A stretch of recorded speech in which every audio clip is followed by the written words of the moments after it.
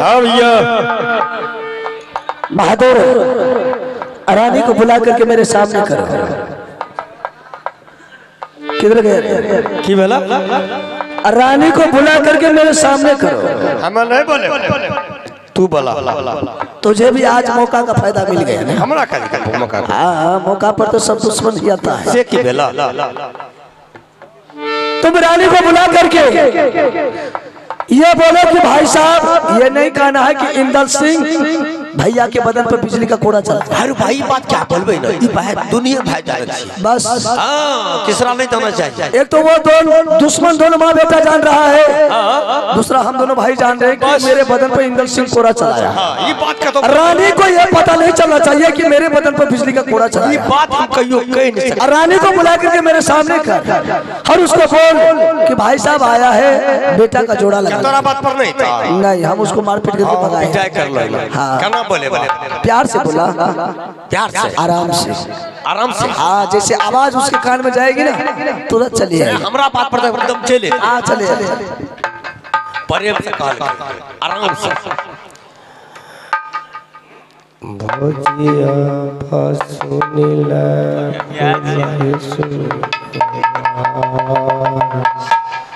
जल्दी भाभी। अरे एते प्रेम से तोरा की है जाओ, इसी का नाम है प्रेम रे। तो ही देखा आराम से। बेहुदा कहीं का ऐसे बुलाया जाता है? तो ही निकाल लो। चल बोला, कस के आवाज लगा, तान के। हाँ, कस के लगा।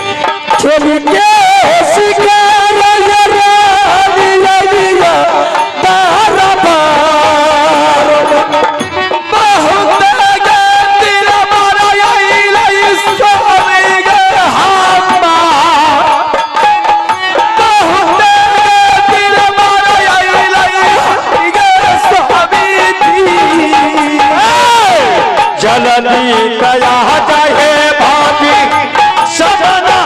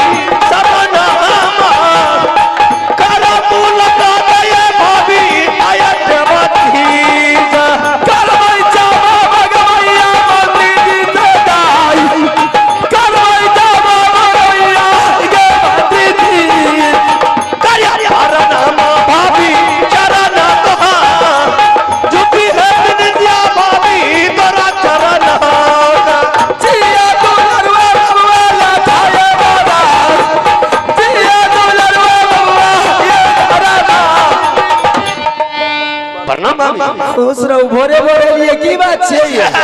भोरे बड़ा मन हरिहर ये भोरे भाग ले ना 6 बजे ला चल भोरे भोर छे भाभी जी। हां लगे चोर जगह चुकुर फुकुर करे छे। चुकुर बुकुर नहीं करे छे।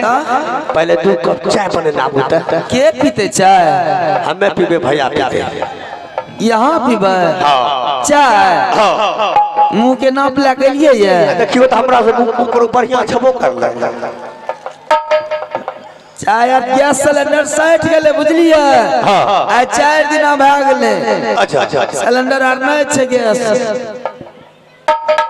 भैया चाय पीती। गैस अरे मूर्ख, मैंने तुमको किस काम के लिए भेजा था और तुम चाय पर उतर गया। नहीं समझलो ना गैस सिलेंडर अथी सब सेट देला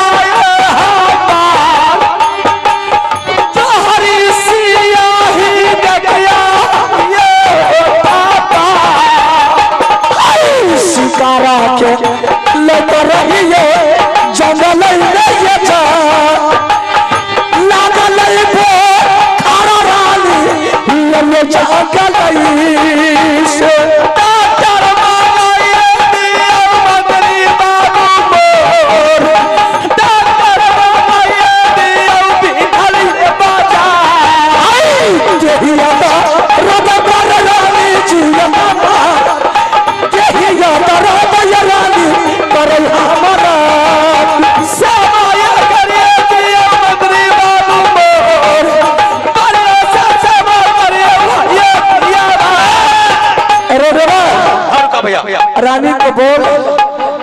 साहब जंगल में खेलते खेलते इसको तबीयत थोड़ा गड़बड़ा गया है। एक मिनट पीछे बोल बोल है ना सुन ए वना हेट के बात कर क्या वना घास घूस अच्छा है चलो और वना घास घूस भैया का एक हफ्ता बुखार एक हफ्ता का बुखार बुखार लागल जे हमें डॉक्टर आर से सुइया दा सुनियो ना अकरा लागल हसनपुर हां ओता सफार कर देलक ओता से लागल उनका त समस्तीपुर ओतो सफार कर देलक कल ये हो तो हम बहुत दबा कर लिए हां सब परवा पिटला का सुन ला के कल के रेडियो तुमसे होने वाला न है हां चलो वहाँ राज भवन तो अपना भाभी को हां हेलो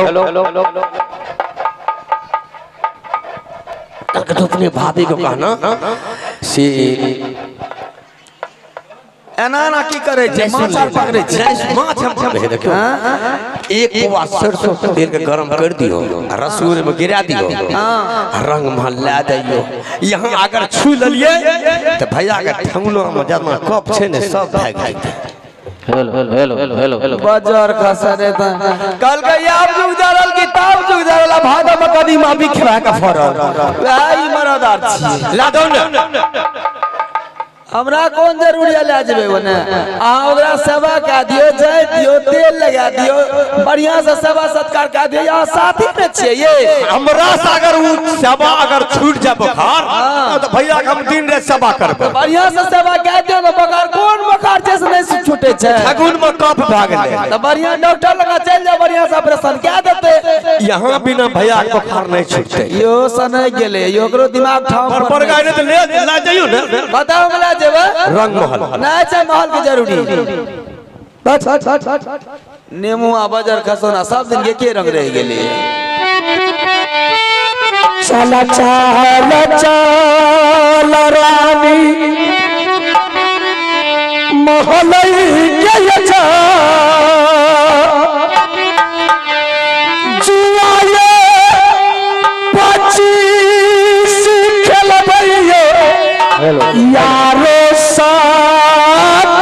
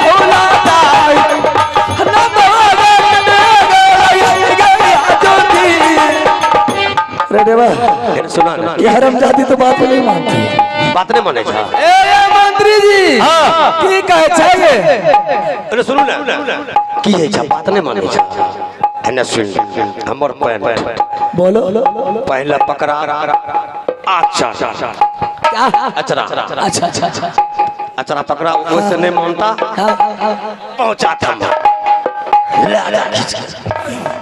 चल ठीक है करा अगर नहीं था तो पॉइंट और बतेबा हम जे कहता से सुन इरानिया सुना ले राजिया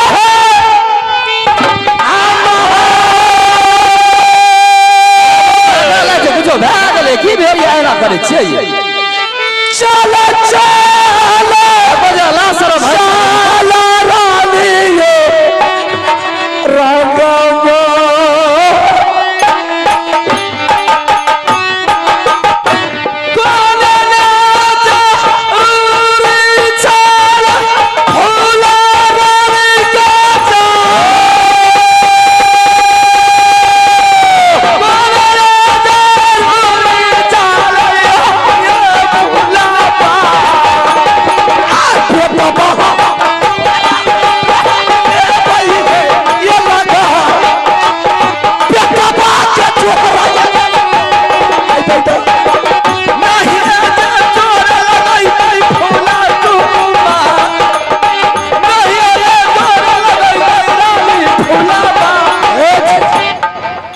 गेलै जे कुछ दिमाग में घुसल आर छै कुछ बुझबे नहीं करे की बेला पकड़ो आप समझ में आ रहा है मेरे तरफ भी है तुम उसके भी तरफ हमें कहियो के तरफ नहीं हम एको मिनट के तरफ रहो फिर बात को नहीं मान रही है। अब बात नहीं मानना चाहते हम की करबे क्या बात है आप लोग इस तरह के वातावरण कर रहे हैं रानी हाँ हम लोग जंगल से जो आज आए हैं इंदर सिंह का जोड़ा बेटा लगाने के लिए आए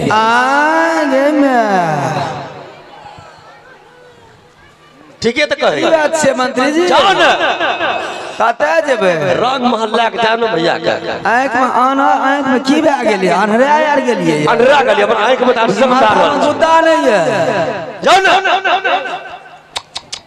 गोर लागे यो सनक गेलिए जाओ ना कतै जेबे रंग महल्ला के जाओ ना पागला यार गेलिए ए बर गया ना क्या बात बोले छी कहियो ना बोलबे किया न बोलबे किया नहीं जेबे खियालिया की बिसार गेलिए जा जा जा जा खियालिया की बिसार गेलिए कौन सी बिसर गई एने अब हां बोलू जैसे में हमरा जरूरी रहे हां वैसे समय में हमें गेलिए हमरा सही बात सही याद है ना जैसे में हमरा जरूरी वैसे समय में गेलिए तो मौगी के दे सस्ता रिए मार के दे छुड़ देल के भगा देल के ए जा रानी इंदर सिंह बेटा है तो आज कहां चला गया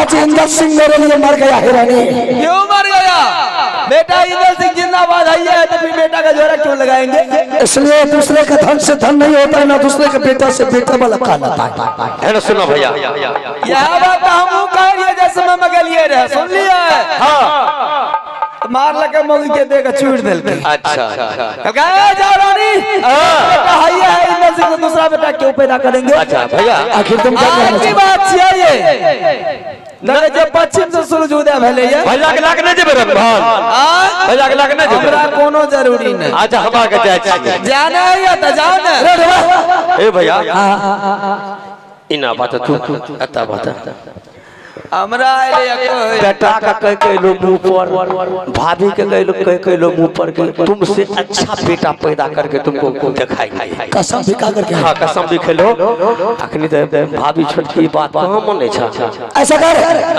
छोड़ दे हरामजादी को साल भर 6 महीना चल जंगल में रहेंगे फिर रानी का गुस्सा समाप्त हो जाएगी आएंगे तो देखा जाएगा है ना सुनो हम दिमाग लगबै छी उ दिमाग लगा ले दोनों भाई हां बोलो दोनों भाई कोशिश करा था ककरो बच्चा हेता बेहुदा कहीं कहे रे मूर्ख रे तुम्हारे पास आकर सब क्या बेहुदा कहीं का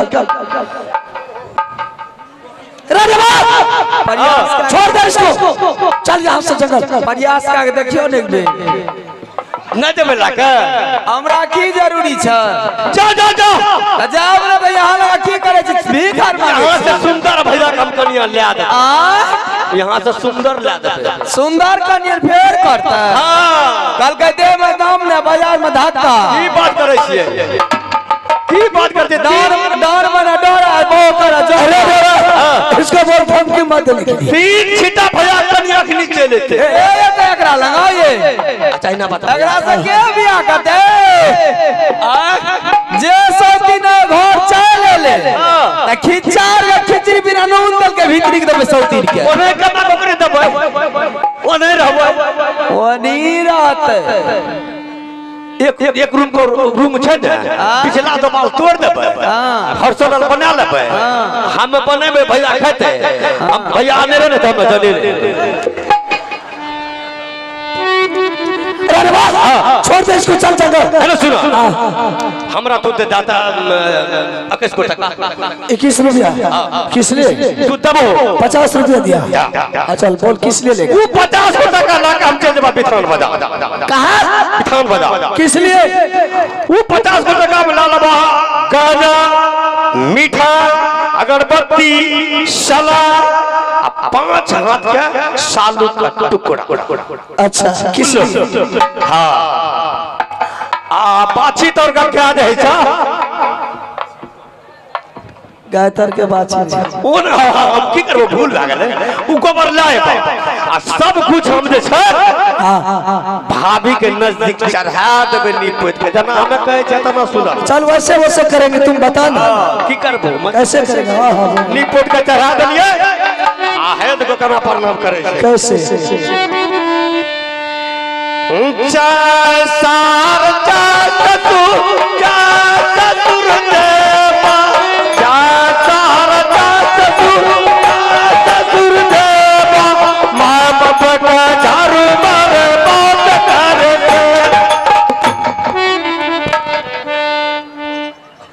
एने कतई आवे छी कोने जेबे उसको जाएंगे प्रणाम करने के लिए। बात मान लेते हो पागल चाहे बेटा जोड़ा लागे या ना लागे। अच्छा तो बेटा छबे करे त ई पकड़ से कथि लिया ना देह का झाड़ता आवे छे बोले छे ना किसी के सामने आज तक बाबू सिंह सर झुकाया है न मरते दम तक अपना सर को झुकाऊंगा। हां चल चल छोड़ दे जाना है झगड़ा जाओ नहीं करल से किए त पीछा का दिन करे चले दिबेले रुदला बाबू अल्लाह के बदल ले या बतर बरसे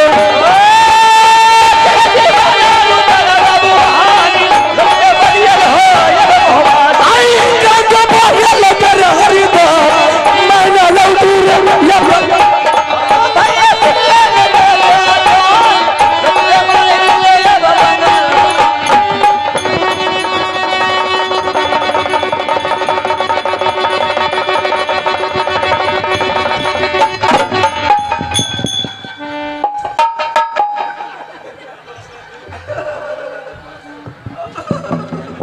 अरे पागल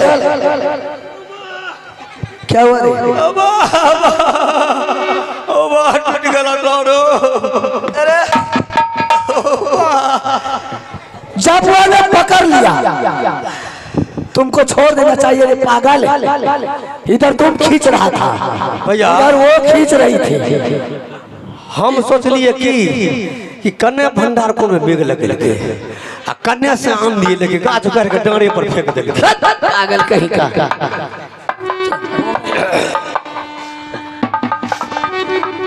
चली आओ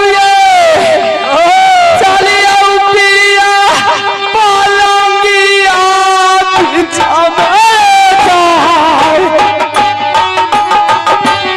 जुआ ये पच्चीसी खेलबे यारो साथ रंदिया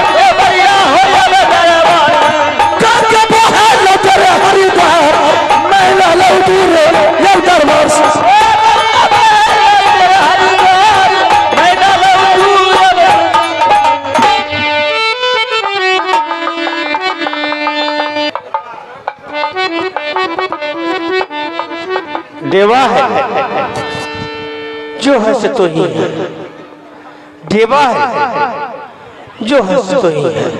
न रानी हुई न भाभी हुई न बेटा हुआ, देवा है दोनों भाई के मरना जीना की दंग है। देवा है जो है से तो ही है।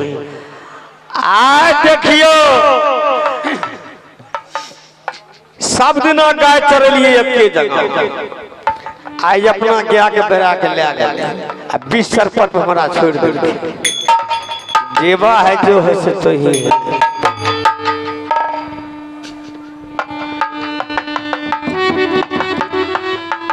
अरे देवा की रे क्या बोल रहा था रे? क्या समाचार सुना रहा था? कहाँ कुछ कह लिया गाय का बात बोल रहा था। इधर आ। क्या हुआ रे? हमारा छुइए ने कह दिया है क्या हमारा नहीं छुइए बात क्या है? बात हमरा कुछ दे पहले का बात तो क्या का बात स्नान करके? हां ऐसा कौन सा मैंने पाप किया रे? क्या स्नान करने के लिए? लहा का चल ले जाबा स्नान करके आया हूँ। आ गेलो अच्छा तब तो ठीक है। अरे देवा अब चल जंगल। किया साल भर 6 महीना वहीं रहेंगे। क्या मन नहीं लागे था? अब दिल नहीं लगता है। दिल नहीं लागे था भैया हमरा शादी कर क्या होगा? चल बहादुर चल अब चला ये बरिया रे जानी छोड़ से कादल रे कर मोहब्बत को ये बरिया जानी चले बरिया ये बदल भाई रे दुनिया सपायो पकड़ा रही रे कर मोहब्बत को भैया सुना चल भगवान पकड़ा रही हो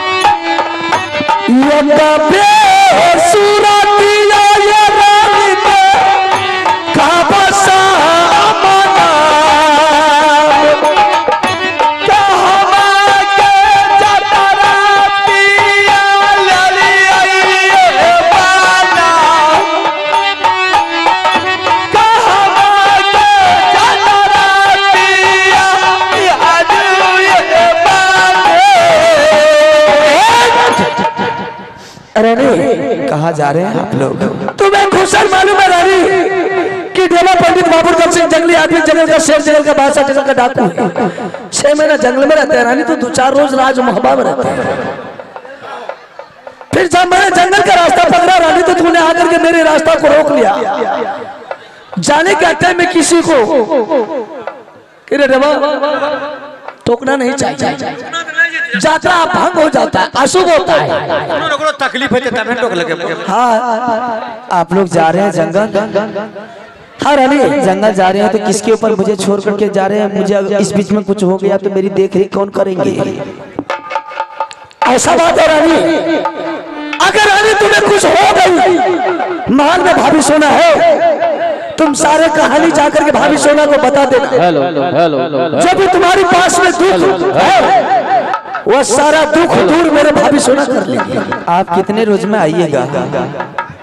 कितने रोज में खरानी 6 महीना गुजर जाएगा, 7वां महीना चढ़ेगा, मैंने जंगल को छोड़ करके तुम्हारे सामने हाजिर हो जाएगा। ठीक है, मैं इंतजार करूंगी। जा सकते हैं।